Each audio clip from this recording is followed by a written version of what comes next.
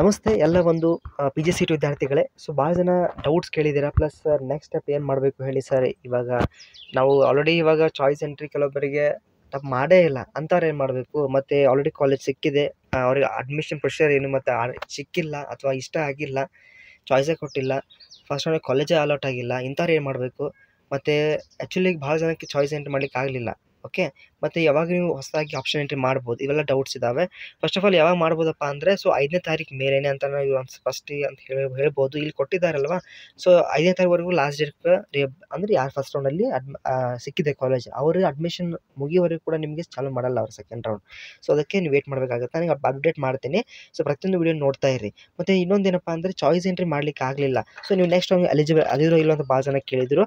So usually ಏನು ಮಾಡ್ತಾರೆ ಗೊತ್ತಾ, ಇವ್ರು ಕೇಳಿದವರು ನೀವು ಒಂದು ಸಣ್ಣ ತಪ್ಪು ಮಾಡಿಬಿಟ್ರೆ ನಿಮ್ಮನ್ನು ಔಟ್ ಮಾಡಿಬಿಡ್ತಾರೆ ಫ್ರಮ್ ದ ಏನು ಗೇಮ್ಲಿಂತ್ರ ಔಟ್ ಮಾಡಿಬಿಡ್ತಾರೆ, ಈ ಪ್ರೊಸೀಜರ್ಗೆ ಹೀಗೆ ಔಟ್ ಮಾಡಿಬಿಡ್ತಾರೆ.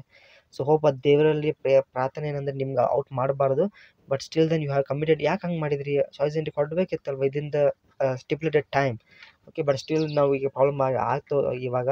ಸೊ ಇನ್ನು ಕೆಲವರು ಸರ್ ಕಾಲೇಜ್ ಸಿಕ್ಕಿಲ್ಲ ನಮಗೆ ಸಿಗುತ್ತಾ. ಎಸ್, ಸೆಕೆಂಡ್ ರೌಂಡಲ್ಲಿ ಮತ್ತೆ ನಿಮ್ಗೆ ಆಪ್ಷನ್ ಎಂಟ್ರಿ ಮಾಡಿ 6ನೇ ತಾರೀಕು ಅಥವಾ 7ನೇ ತಾರೀಕಿಗೆ ಸೊ ನೀವು ಮತ್ತೆ ನಿಮ್ಗೆ ಆಪ್ಷನ್ ಎಂಟ್ರಿ ಬಿಡುಗಡೆ ಮಾಡ್ತಾರೆ. ನೀವು ಅದನ್ನು ಟ್ರೈ ಮಾಡಿ. ಯಾರಿಗೆ ಚಾಯ್ಸ್ ಎಂಟ್ರಿ ಮಾಡಿಲ್ಲ ಅಂಥವ್ರು ಕೂಡ ಇನ್ನೊಂದ್ಸರಿ ಲಾಗಿನ್ ಟ್ರೈ ಮಾಡಿ.